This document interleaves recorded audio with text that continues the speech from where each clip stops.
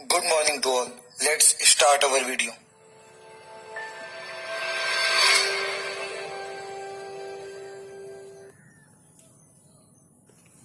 तो आज हम चलते हैं अपने नेक्स्ट टॉपिक पर। आपका जैसे पिछली क्लास में आपको चाल, वेग और त्वरण के बारे में बताया गया था, तो आज हम गति के समीकरण पढ़ेंगे।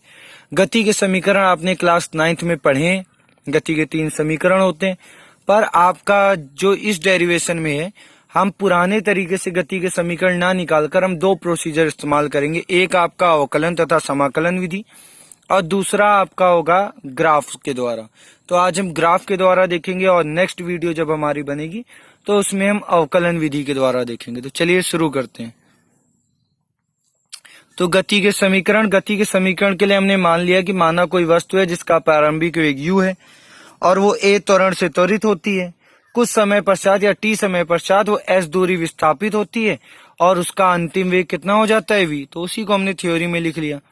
तो यहाँ पर आपका लिखा है, माना एक वस्तु प्रारंभिक वेग u से गति कर रही है, त्वरण a से गति करते हुए t समय में s दूरी तय कर अंतिम वेग v प्राप्त कर लेती है। अब इस बेसिस पे हमको एक ग्राफ डायग्राम बनाना पड़ेगा। तो ग्राफ में अब हमने यहाँ पर ड्रॉ किया है एक ग्राफ। ये देखिए आपके सामने ग्राफ है। ग्राफ में आपका जो आपका x अक्ष है वो समय को दिखा रहा है और जो y अक्ष है वो आपका वेग को दिखा रहा है। आपने कोऑर्डिनेट ज्योमेट्री में ग्राफ पढ़े होंगे। अब यहाँ पर अगर हम देखें तो हम लोगों ने यहाँ पर जो वेग है, प्रारंभिक वेग कितना था, u था। तो देखिए यहाँ पर OA से हमने रिप्रेजेंट कर रखा है। तो आपका OA ये दूरी जो आपकी ये रिप्रेजेंट कर रही है प्रारंभिक वेग u को, और अंतिम वेग आपका कितना है वो है आपका OB, ये रिप्रेजेंट कर रहा है आपको अंतिम वेग v को। समय कितना लगा, तो समय यहाँ पर देखिए रिप्रेजेंट इस लाइन से करा जा रहा है, t समय लगा। तो ये हमने इतना यानी एक रेखा बना ली। AB जो है आपकी रेखा, ये आपके जो चाल है या वेग द्वारा जो दूरी तय की गई उसको रिप्रेजेंट करने का, मेन गति को रिप्रेजेंट कर रहे हैं आपकी AB रेखा। फिर से एक बार समझते हैं।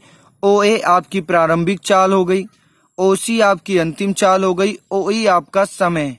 अब समांतर चतुर्भुज के नियम से आमने सामने की भुजा बराबर, तो OA बराबर किसके, ED के, और OC बराबर किसके, EB के।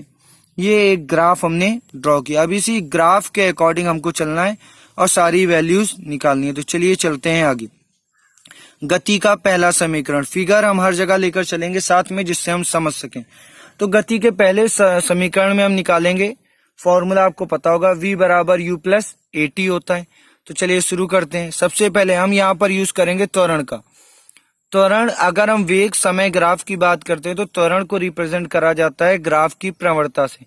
प्रवणता को कहा जाता है ढाल, यानी tan थीटा। तो हम tan थीटा के बेस से हम उसको रिप्रेजेंट कर सकते हैं। चलिए चलते हैं आगे। तो वस्तु का त्वरण बराबर vt ग्राफ, यानी वेग समय ग्राफ की प्रवणता। अब प्रवणता अगर यहाँ पर बात करें तो tan थीटा बराबर आपको पता होगा क्या होता है, लंब बटे आधार। तो हमने लंब बटे आधार यहाँ पर यूज किया। अब इस ट्राइंगल की अगर हम बात करें तो लंब कितना हो रहा है आपका BD और आधार कितना है आपका AD। अगर इस ट्राइंगल को अगर हम देखें, ये जो आपका ट्राइंगल बना हुआ है, ये जो आपका ट्राइंगल बना हुआ है, अगर इस कोण के अकॉर्डिंग चलें तो ये हो गया लंब और ये हो गया आधार। tan थीटा आपकी ढाल या प्रवणता कहा जाता है, आपने मैथ में पढ़ा होगा। चलिए शुरू करते हैं, फॉर्मूला लगाते हैं यहाँ पर। तो वैल्यू रख दी गई, तो A बराबर कितना हो गया, BD बाई AD। BD की वैल्यू अगर देखें तो BD को अगर हम BE में ED घटा दें, यानी आपकी पूरी वैल्यू देखिए BD है, अगर इसमें हम ED इतनी वैल्यू हटा दें तो जो बचेगी वो क्या बचेगी, BD। तो वो वैल्यू हम यहाँ पर रख देते हैं।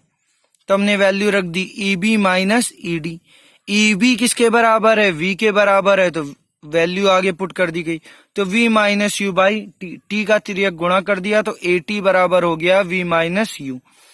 U को इस पार भेज दिया तो V बराबर हो गया U प्लस AT। आपका गति का पहला समीकरण। गति के द्वितीय समीकरण पर चलते हैं। डायग्राम देखिए आपका यहाँ पर भी है।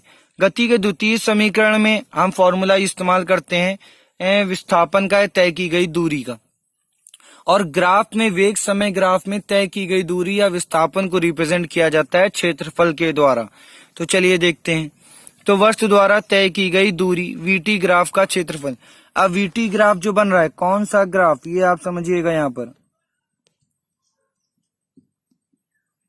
ये देखिए आपका ग्राफ जो यहाँ पर बन रहा है, ये जो आपका पूरा एरिया बन रहा है, इसका क्षेत्रफल आपका कहलाएगा वीटी ग्राफ का क्षेत्रफल।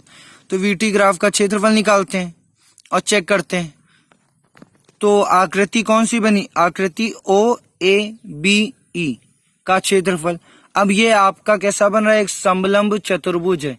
समलंब चतुर्भुज का आपने अगर पता होगा क्षेत्रफल कैसे निकालते हैं, तो समांतर भुजाओं का योग बटे 2 इंटू आधार गुणा कर दे। समांतर भुजाएं कौन सी है यहाँ पर, ओ ए और बी समांतर भुजाएं हैं, इनका कर देंगे योग। तो लिखते हैं O A plus E B by 2 into आधार, आधार कितना है ओ ई। तो ओ ए का मान की बात करें तो ओ ए को लिख सकते हैं यू और ई बी को लिख सकते हैं v बाई 2 इंटू कर दिया गया t से। अब पिछले समीकरण में हमने v का मान निकाला था, v बराबर कितना u प्लस 80, यहाँ पर रख दिया गया है मान। तो u प्लस 80 आ गया, v की जगह पर जोड़ देंगे तो हो जाएगा 2u plus 80 by 2 into T. आगे हमने 2 से कर दिया गया डिवाइड, तो हो गया u प्लस 80 बाई 2, t से अंदर गुणा कर दिया तो s बराबर ut प्लस 80 स्क्वायर बाई 2। जैसे हम लोग पढ़ते हैं उस अकॉर्डिंग लिख लिया, तो s बराबर ut प्लस हाफ 80 स्क्वायर। ये आपने पढ़ रखा है, क्लास 9th में भी ये फॉर्मूला आपने पढ़ा है, गति का द्वितीय समीकरण। अब चलते हैं गति के तृतीय समीकरण पर। तो गति के तृतीय समीकरण में भी वही सेकंड समीकरण वाला काम होगा, हम क्षेत्रफल ही निकालेंगे। तो वस्तु द्वारा तय की गई दूरी बराबर वीटी ग्राफ का क्षेत्रफल, s बराबर आकृति ओ ए बी ई का क्षेत्रफल, s बराबर फिर से वही काम आपका ओ A plus E B by 2, जैसा पिछली बार किया था सेम टू सेम वही प्रोसीजर चल रहा है, इंटू ओ ई। वैल्यू रख दी गई u plus V by 2 into T.